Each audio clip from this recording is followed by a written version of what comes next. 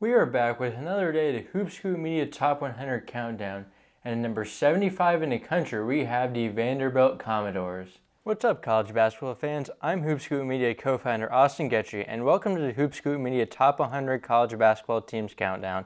In this series, we'll be counting down our top 100 teams for next season and releasing a video every day until the college basketball season begins. If you enjoy this content, please subscribe to our YouTube channel and give our social medias a follow. Simple things like that help more college basketball fans like you enjoy our content. With that being said, enjoy the rest of the video and 99 other videos in this series. In Jerry Stackhouse's tenure at Vanderbilt so far, he's been moving the program in a positive direction. He won 3 conference games the first 2 years, but has since improved drastically, winning 11 conference games last season and earning an NIT bid for the second straight season. He is widely regarded as a good X's and O's coach and has been able to find success there. However, the Vanderbilt team suffered some losses this offseason. The big loss is Liam Robbins, who exhausted his eligibility. He was hurt for nearly half of conference play, but when he was playing, was one of the best players in the country. Despite missing that much time, he was named to the All-SEC First Team and won SEC Defensive Player of the Year, despite being on one of the worst defensive teams in the conference, so it can't be stated enough how valuable he was. Some other significant losses were starters Jordan Wright and Miles Studi, who both stayed in conference and transferred to LSU and South Carolina, respectively.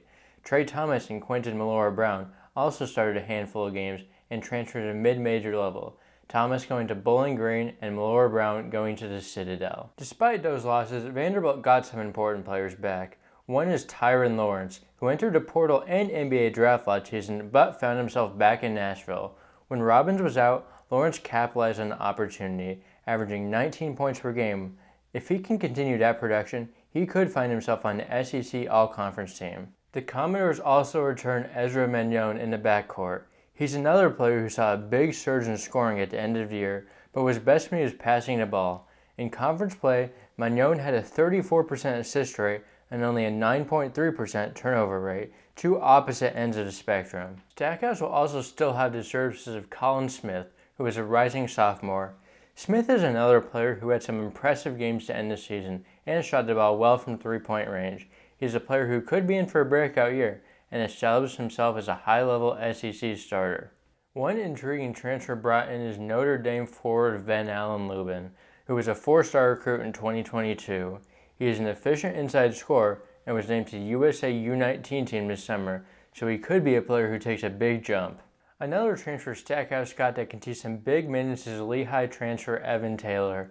While there are some questions as to how good of an SEC player Taylor will be, he shot the ball over 40% from three-point range the past 2 seasons and was a good defensive rebounder.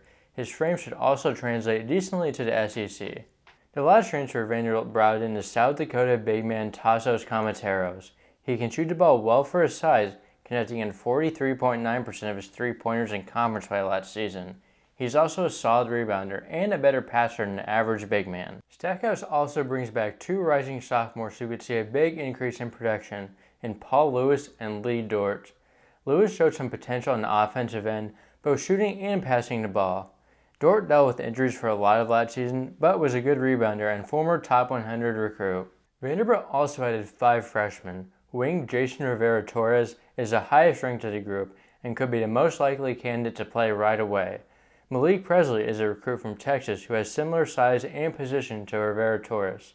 Isaiah West is a combo guard who was once regarded as a top 25 player in the class. Carter Lang is a big man who chose Vanderbilt over Stanford. The final member of the class, DeQuaylen Roberts, is a forward from Indiana. Overall, I'm not extremely high on this Vanderbilt team.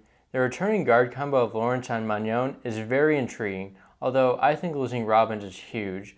While the Commodores were playing good when he left, I personally think that is not sustainable and was more due to the weaker competition.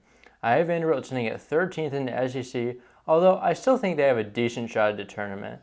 The SEC is extremely deep, and outside of South Carolina, everyone should go into the season with at least a shot at the tournament, so it wouldn't surprise me if the Commodores rise higher than 13th.